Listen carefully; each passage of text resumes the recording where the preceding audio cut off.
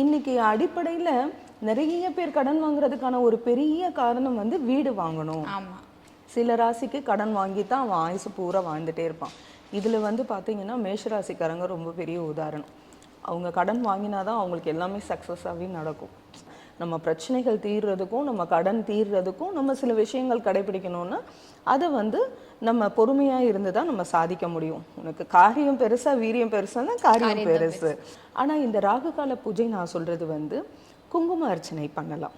நம்ம துர்க்கையோட படம் இருந்தாலோ இல்ல மகாலட்சுமியோட திருவுருவப் படமோ ரொம்ப செலவே இல்லாத எந்த சாமியை கும்பிடுறது அப்படின்னு கேட்டால் நம்ம முதல்ல வந்து சொல்றது விநாயகரை தான். அமாவாசை வழிபாடுன்றது வந்து நிறைய பேருக்கு நிறைய முக்கியமான விஷயங்கள். இது வந்து எல்லா ராசிக்காரர்களும் வந்து இதை பயன்படுத்தலாம். பண பிரச்சனைகள் உள்ள குடும்பங்கள்ல இந்த வாய்ப்புகளை நம்ம உபயோகப்படுத்திக்கிட்டோம் அப்படின்னா இது ரொம்ப மிகப்பெரிய பலனை தரும்.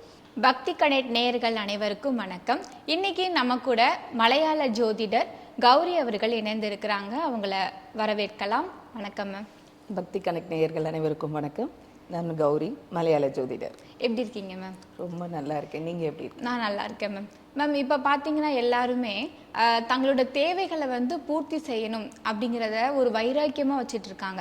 அது வந்து நாளடைவில் எப்படி ஆயிடுதுன்னா, கடன் வாங்கியாவது என் தேவைகளை நான் பூர்த்தி செஞ்சே ஆகணும் அப்படின்னு மைண்டு மாறி ஏகப்பட்ட கடன், அவங்க ஆடம்பரத்துக்கும் அத்தியாவசியத்துக்கும் தகுதியை மீறி கடன் வாங்கி வச்சு ஒரு வட்டாரத்தில் மாட்டிக்கிறாங்க. கடன் தொழிலேருந்து வெளியில் வர்றதுக்கு ஒவ்வொரு ராசினரும் என்ன பண்ணணும் அப்படிங்கிறத எங்களுக்காக விரிவாக சொல்லுங்கள் மேம். இது வந்து பொதுவாகவே இப்போ இருக்க நடைமுறையில் இருக்கக்கூடிய ஒரு பரவலான விஷயமாகவே இருக்குது. ஏன்னா இன்னைக்கு கடன் வாங்காமல் முன்னாடியே நம்ம தாய் தகப்பனார்லாம் இருக்கும்போது அவங்க யார்கிட்ட கடன் வாங்குறாங்கன்னு தெரியாது, அதை எப்படி கொடுக்குறாங்கன்னு தெரியாது. ஆனால் இன்னைக்கு நம்ம வாழ்கிற ஒவ்வொரு சூழ்நிலையும் நம்மளுக்கு வர்ற வருமானத்தை மீறி அது எப்படின்னா, இப்போ 10 ரூபா நம்ம வருமானம் ஈட்டுறோம் அப்படின்னா 11 ரூபா நம்மளுக்கு வந்து கமிட்மெண்ட் ஆகுது. ஆமாம். நம்ம தேவைகளை நம்மளுக்கால குறைச்சிக்கவே முடியறதே கிடையாது. என்னைக்கு நம்ம தேவைகளை குறைச்சு நம்மளுக்கு இந்த மாதத்திற்கு இது போதும், இப்போதைக்கு இது போதும், எனக்கு வந்து கார் வாங்குற அளவுக்கு ஃபெசிலிட்டி வந்துருச்சு, நான் கார் வாங்குறேன், காருக்கு லோன் போட்டு வாங்குறேன் அப்படின்றத விட ஒரு நல்ல 2 வீலராக எடுத்து அதை கரெக்டாக மெயின்டைன் பண்ணேன்னு சொன்னால் அப்போ அந்த இடத்துல நம்மளுக்கு செலவு சிக்கணும். ஆனால் நம்ம என்ன பண்ணுறோம்? கிடையாது. எனக்கு நான் பார்க்கிங்கில் எனக்கு கார் நிப்பாட்ட இடம் இருக்குன்னா நான் கார் தான் வாங்குவேன். அப்புறம் அதுக்கு இஎம்ஐ கட்டுவேன், அதுக்கு மேற்கொண்டு கடன் வாங்குவேன். இதை மாதிரி இன்னைக்கு அடிப்படையில் நிறைய பேர் கடன் வாங்குறதுக்கான ஒரு பெரிய காரணம் வந்து வீடு வாங்கணும். ஏன்னா எல்லாருக்குமே நம்ம இருக்கும்போது சொந்த வீட்டில் தான் இருக்கணும், அந்த சொந்த வீடை நான் கடன் வாங்கியாவது நான் கட்டிடுவேன் அப்படின்றது. அதை நம்ம தேர்ந்தெடுக்கிற முறை தான் ரொம்ப தவறானதாக போயிடுதே தவிர, கடன் வாங்காமல் இன்னைக்கு வாழ்க்கையை தள்ளுறது அப்படின்றது வந்து ரொம்ப கஷ்டம். அது நிதர்சனமான உண்மையும் கூட. நம்ம பேங்க் லோன் வாங்குறோம், ஜுவல் லோன் எடுக்கிறோம், இல்லை கைமாத்தா வாங்குறோம், இல்லை நம்ம சக்திக்கு மீறி எமர்ஜென்சி வருதுன்னும் போது இன்ட்ரெஸ்ட்டுக்கு அதிகப்படியான இன்ட்ரெஸ்ட்டுக்கு நம்ம வாங்கிடுறோம். இதெல்லாம் வாங்கிட்டு ஒரு பக்கம் நம்ம என்ன பண்ணுறோம்? ஐயோ இதை எப்படி நம்ம அடைக்க போகிறோம், நம்மளுக்கு வர்றது கைக்கும் வாய்க்கும் சரியா இருக்கே, இதை மீறி நான் என்னைக்கு வந்து நான் இதை அடைப்பேன் அப்படின்ற ஒரு சூழ்நிலைக்கு நம்ம தள்ளப்பட்டுறோம். இப்போ இதில் ஒவ்வொரு ராசிக்கும் ஒவ்வொரு மாதிரி இருக்கும். அப்படின்ற பட்சத்தில் சில ராசிக்கு கடன் வாங்கி தான் அவன் ஆயுசு பூரா வாழ்ந்துட்டே இருப்பான். இதில் வந்து பார்த்தீங்கன்னா மேஷராசிக்காரங்க ரொம்ப பெரிய உதாரணம். அவங்க கடன் வாங்கினாதான் அவங்களுக்கு எல்லாமே சக்ஸஸாகவே நடக்கும். அப்படிதான் அமையுமே கூட. அவங்க கையில வருமானம் இருக்கும், ஆனாலும் அந்த கடன் வாங்கி தான் அவங்க அந்த அடுத்த ஸ்டெப் எடுத்து வைக்கும் போது அது அவங்களுக்கு ரொம்ப சுமூகமா போகும். சில பேருக்கு வந்து கடன் வாங்கிட்டு அது நீங்க என்ன சோர்ஸ் எடுத்தாலும் அதெல்லாம் திருப்பவே கொடுக்கவே முடியாது. அது ரொம்ப சங்கடமான ஒரு சூழ்நிலை. சில பேர் வந்து சில பரிகாரங்கள் மூலயமாவும் சில கோயில்களுக்கு போகிறது மூலயமாவும் சில விஷயங்கள் நம்ம பண்ணுறது ஆன்மீக ரீதியாக பண்ணுறது மூலயமா வந்து நம்மளுக்கு கடன் தீர நிறைய சோர்சஸ் கிடைக்கும், சோர்ஸ் ஆஃப் இன்கம் கிடைக்கும். அந்த இன்கம் நம்மளுக்கு கிடைக்கும் போது அப்போ ஈஸியாக நம்மளால் அதை க்ளோஸ் பண்ண முடியும். அதில் சின்ன சின்ன ரெமெடிஸ் நம்ம சொல்கிற நம்மளால் ஃபாலோ பண்ண முடிஞ்சது. ஏன்னா இதில் கடன் தீர்றதுக்கான வழி வந்து 1,00,000க்கு மேலே இருக்குது பரிகாரங்கள். ஆனால் எல்லாராலையும் எல்லா பரிகாரங்களையும் மேற்கொள்ளவே முடியாது. ஏன்னா நீங்கள் 1 வாரம் 2 வாரம் பண்ணுறதுக்குள்ளே 3ஆவது வாரம் சலிப்பு தட்டிடும். நம்மெல்லாம் எப்படி தெரியுமா, இப்படி கொடுத்தா இப்படி வந்துடணும் அப்படின்னு நினைக்கிறேன். எல்லாமே இன்ஸ்டன்ட்டா எங்களுக்கு கிடைக்கணும் அந்த ஆமா, மாதிரி. ஒரு காஃபி மாதிரி தான். நம்ம இமிடியேட்டா நான் காஃபி கலந்து ப்ரிகாஷனா இல்லை அந்த டிகாஷன் இல்லாம நான் குடிக்கணும் அப்படின்னா இன்ஸ்டன்ட் காஃபி குடிக்கிற மாதிரி தான் எனக்கு இன்ஸ்டன்ட் மணி இறக்க வரும். அந்த மாதிரியான ஒரு காலகட்டத்தில் இருக்கும். ஆனா எந்த ஒரு முறைக்குமே எந்த ஒரு செயலுக்குமே வந்து கொஞ்சம் டைம் எடுத்துக்கிட்டா தான் நம்ம அந்த கடன் வாங்குறதுக்காக எவ்வளோ நாள் காத்திருப்போம், எவ்வளோ நாள் வந்து நம்ம வெயிட் பண்ணி அதுக்கான ப்ராசஸ் பண்ணி அந்த விஷயங்களை நம்ம கரெக்டாக ஃபாலோ பண்ணி அவன் எவ்வளோ டாக்குமெண்ட் கேட்டாலும் அந்த டாக்குமெண்ட் எல்லாம் நம்ம ரெடி பண்ணி கொடுத்து அந்த பணம் வாங்குறதுக்காக நம்ம எவ்வளோ விஷயங்களை பொறுமையாக கையாளுறோம். அதே மாதிரி தான் நம்ம பிரச்சனைகள் தீர்றதுக்கும் நம்ம கடன் தீர்றதுக்கும் நம்ம சில விஷயங்கள் கடைபிடிக்கணும்னா அதை வந்து நம்ம பொறுமையாக இருந்து தான் நம்ம சாதிக்க முடியும். உனக்கு காரியம் பெருசா வீரியம் பெருசுன்னா காரியம் பெருசு. அப்போ அந்த காரியம் பெருசாகிற பட்சத்தில் அதுக்கான வழிமுறைகளையும் செய்பாட்டு முறைகளையும் நம்ம கொஞ்சம் பொறுமையாக தான் கையாளணும். நான் கடனே வாங்காமல் வாழ முடியாதுன்னு சொல்லலை. ஆனால் வாங்கினா அதுக்கான விஷயங்கள் சோர்ஸ் ஆஃப் இன்கம் நம்ம கையில் வச்சுக்கிட்டு பண்ணோம் அப்படின்னா கடனை ஈஸியாக அடைக்கவும் முடியும், பிரச்சனை இல்லாமல் குடும்ப வாழ்க்கையை நகர்த்தவும் முடியும். இதில் ரொம்ப எளிய பரிகாரம் அப்படின்னு சொன்னோன்னா ராகுகால பூஜை அப்படின்னு சொல்லுவாங்கம்மா. இந்த ராகுகால பூஜைன்றது வந்து பெண் குடும்ப தலைவிகள் அனைவருக்கும் தெரிஞ்சிருக்கும். துர்க்கைக்கு போய் நம்ம ராகு காலத்தில் விளக்கு போடுவாங்க. கோயில்களில் எலுமிச்சம் விளக்கு போடுறது ரொம்ப அதீத பிரசித்தி பெற்ற செயலாக இருக்குது. ஆனால் நிறைய பேர் நினச்சிட்டு இருக்காங்க அது வந்து ஃபேமிலியில் இருக்க ப்ராப்ளம் சார்ட் அவுட் ஆகும். அஃப்கோர்ஸ் ஃபேமிலியில் இருக்க ப்ராப்ளமும் சார்ட் அவுட் ஆகும், நம்மளுக்கு இருக்கிற பிரச்சனைகளும் படிப்படியாக குறையும், எல்லாமே இருக்குது. ஆனால் இந்த ராகுகால பூஜை நான் சொல்கிறது வந்து குங்கும அர்ச்சனை பண்ணலாம். நம்ம துர்க்கையோட படம் இருந்தாலோ இல்லை மகாலட்சுமியோட திருவுருவப் படமோ இல்லை எங்கள் வீட்டில் அதெல்லாம் கிடையாதுமா அப்படின்னா நீங்கள் எந்த அம்மனை வழிபடுறீங்களோ உங்கள் குலதெய்வத்தை கூட நீங்கள் வந்து அங்கே துர்க்கை அம்மனா பாவிச்சு அவங்களுக்கு ராகு காலத்தில் நம்மளுக்கு டெய்லி ராகு காலம் ஒவ்வொரு நேரத்துலையும் இருக்குது.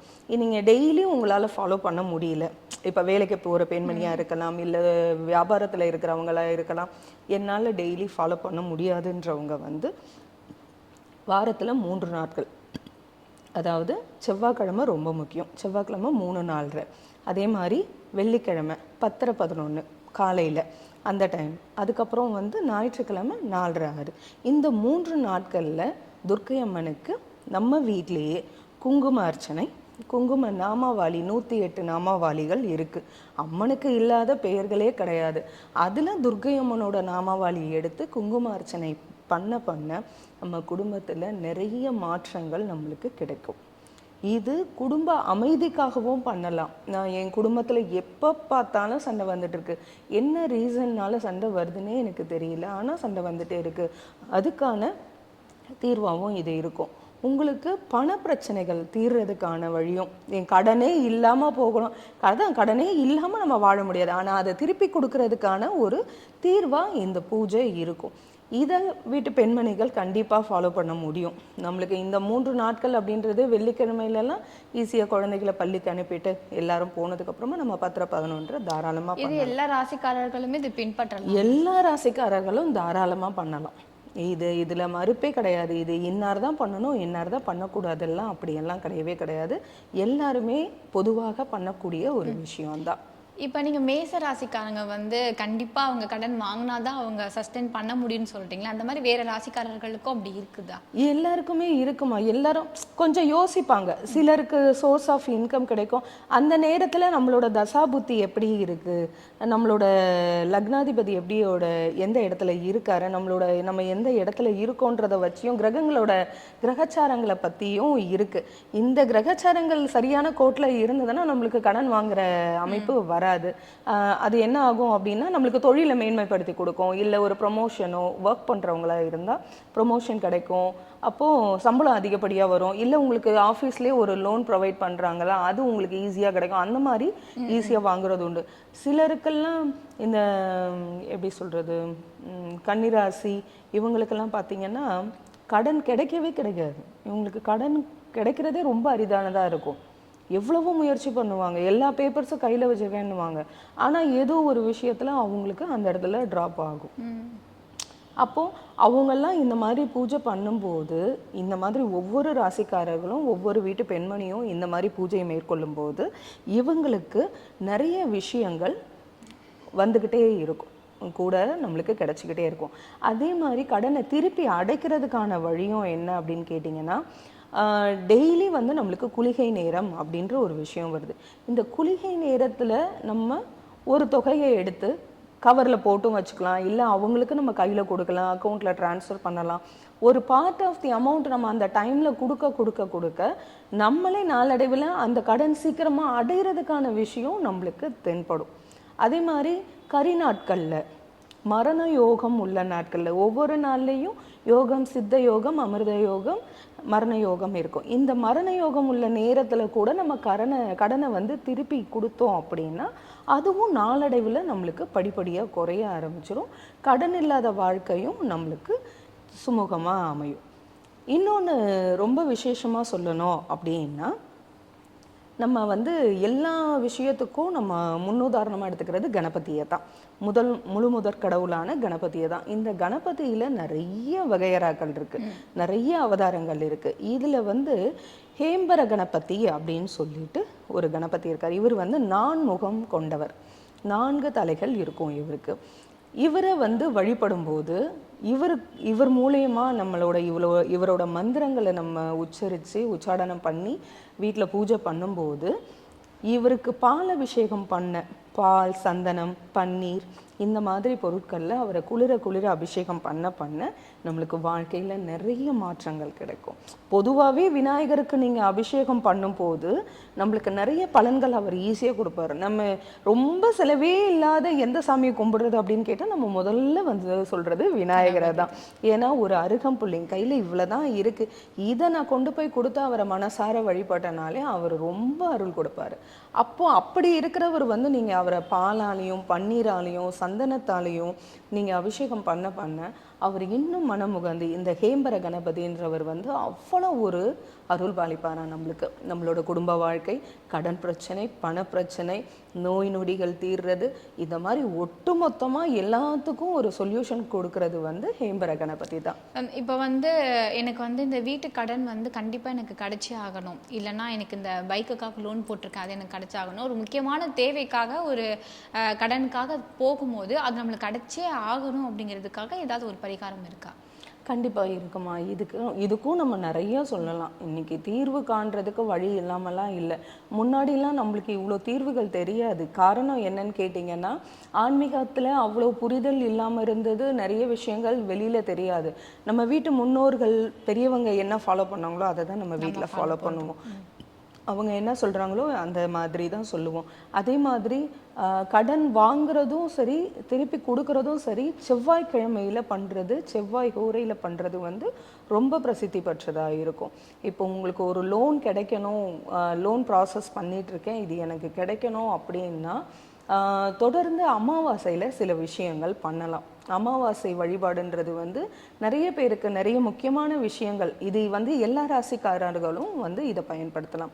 அமாவாசையில் வந்து அவங்க ஒரு குடை, 8ஆம் நம்பர் செருப்பு, நீர்மோர் இதை தானமாக கொடுக்கும்போது, வஸ்திரம் முடிஞ்ச வசதி இருந்த வஸ்திரம், இப்போ ஒரு குடையும் ஒரு செருப்பும் ஒரு நீர்மோரோ தானமாக கொடுக்கறது பெரிய பட்ஜெட்டில் வராது. அப்போ ஒரு வஸ்திரம்ன்றது நம்ம போட்டுக்கிற ஆடையில் தான் இல்லை, ஒரு துண்டு கூட கொடுக்கலாம் அவங்களுக்கு. இதை மாதிரி கொடுக்கும்போது அவங்களுக்கு அதுக்கான வழிகள் கிடைக்கும், வாய்ப்புகள் கூடி வரும், அதுக்கான சோசம்போ நம்மளுக்கு கிடைச்சிடுது இல்லையா. ஆனால் ஐயோ நான் ஒரு தடவை கொடுத்துட்டேன், இது எப்படி எனக்கு கரெக்டாக வருமா? இல்லை, கிடைக்கும், கண்டிப்பாக அதுக்கான பலன் அதில் கிடைக்கும். அதே மாதிரி முடிஞ்ச வரை நம்ம கையால் நம்ம வந்து தான தர்மங்கள் நிறைய செய்யணும். அன்னதானம் ரொம்ப சிறந்தது.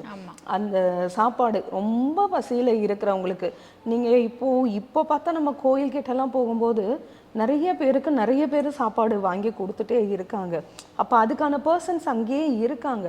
அப்படி எல்லாம் கிடைக்கிறவங்களுக்கு கொடுக்கறத விட இந்த பிளாட்ஃபார்மில் என்னன்னே தெரியாமல் ரொம்ப பசியினால், ஆனால் நம்ம கண்ணில் படவே மாட்டாங்க அந்த டைமில், நம்மளும் என்ன பண்ணுவோம், ஓகே இவங்க பக்கத்துலேயே இருக்காங்க நம்ம இவங்களுக்கு கொடுத்துடலாம் அப்படின்னு கொடுக்குறோம். அது கொஞ்சம் சிரமம் பார்க்காம ரொம்ப பசியால் வாடினவங்களுக்கு கொண்டு போய் அதை கையில் கொடுக்கும்போது அவங்க சாப்பிட்டு நல்லாயிரு அப்படின்னு சொன்னால் அதை விட பெரிய புண்ணியம் நம்மளுக்கு ஒன்றுமே கிடையாது. அது மாதிரி கொடுக்கும்போது நிறைய வாய்ப்புகள் நம்மளுக்கு உருவாக்கி கொடுக்கும். இன்னொன்று, நம்ம எளிமையாக வீட்டிலையே நம்ம செய்யக்கூடிய ஒரு சின்ன விஷயம் அப்படி என்னென்னா, பறவைகளுக்கு உணவளிக்கிறது. இது நிறைய பேர் சொல்லியிருப்பாங்க, பட் எல்லாராலையும் ஃபாலோ பண்ண முடியறதான்றது தான் கஷ்டம். பறவைகளுக்கு உணவளிக்கிறது, தண்ணீர் வைக்கிறது, இது மூலியமாகவும் அவங்களுக்கு நிறைய வாய்ப்புகள் தேடி வரும். பணப்பிரச்சனைகள் உள்ள குடும்பங்களில் இந்த வாய்ப்புகளை நம்ம உபயோகப்படுத்திக்கிட்டோம் அப்படின்னா இது ரொம்ப மிகப்பெரிய பலனை தரும். இன்னொரு சின்ன பரிகாரம், இது எப்படின்னா வீட்டில் ஈவினிங்கில் நம்ம என்ன பண்ணணும் அப்படின்னா, வாசலில் விளக்கு வைப்பாங்க சில பேர். சும்மா வெறுமனே விளக்கு வைக்கிறத விட ஒரு அகல் விளக்கில் வெற்றிலை இருக்கு இல்லையா, அந்த வெற்றிலை மேலே வந்து தேன் தடவிக்கணும். தேன் தடவி அது மேலே அந்த அகல் விளக்கு வைத்து வாசலில் வைக்கும்போது அந்த தேனை தேடி வர எறும்புகள், நிறைய லட்சக்கணக்கான எறும்புகள் இருக்கும். இது என்ன, நம்ம ஒரே நேரத்தில் லட்சக்கணக்கான உயிர்களுக்கு வந்து நம்ம அன்னதானம் பண்ண முடியுமா? முடியாது. ஆனால் அந்த தேனை சாப்பிட வர எறும்பு கணக்கிலே இருக்காது. அது எங்கேருந்து வரும், எப்படி வரும்னா தெரியாது. ஆனால் அந்த இடத்துல நிறைய அது வந்து முழுமையாக சாப்பிட்டு முடிக்க அந்த மாதிரி பண்ண நம்மளுக்கு அந்த பணப்பிரச்சனைகளுக்கான விஷயங்கள் கைகூடி வரும். இது தாராளமாக எல்லாருமே செய்யக்கூடிய விஷயம்தான். ஸோ அதனால் ஈவினிங்கில் கண்டிப்பாக வீட்டில் விளக்கேற்றுவாங்க. அந்த விளக்கேற்றுற நேரம் வாசலில் 2 விளக்கு இதே மாதிரி பண்ணி வச்சோம் அப்படின்னா அதுக்கான தீர்வுகள் நமக்கு எளிமையாக கிடைக்கும். ஓகே மேம், இன்னைக்கு வந்து கடன் தொல்லை சரியாகிறதுக்கு எல்லாரும் என்ன பரிகாரம் பண்ணலாம் அப்படிங்கிறது சொன்னீங்க. கண்டிப்பாக எனக்கு அத்தியாவசியமாக இந்த கடன் வந்து தேவைப்படுது அப்படின்னா அது நமக்கு கிடைக்கிறதுக்கு என்ன பரிகாரம் செய்யலாம் அப்படிங்கிறதே ரொம்ப அழகாகவும் தெளிவாகவும் உங்ககிட்ட பகிர்ந்துக்கிட்டீங்க. ரொம்ப ரொம்ப நன்றி மேம். ரொம்ப நன்றிம்மா.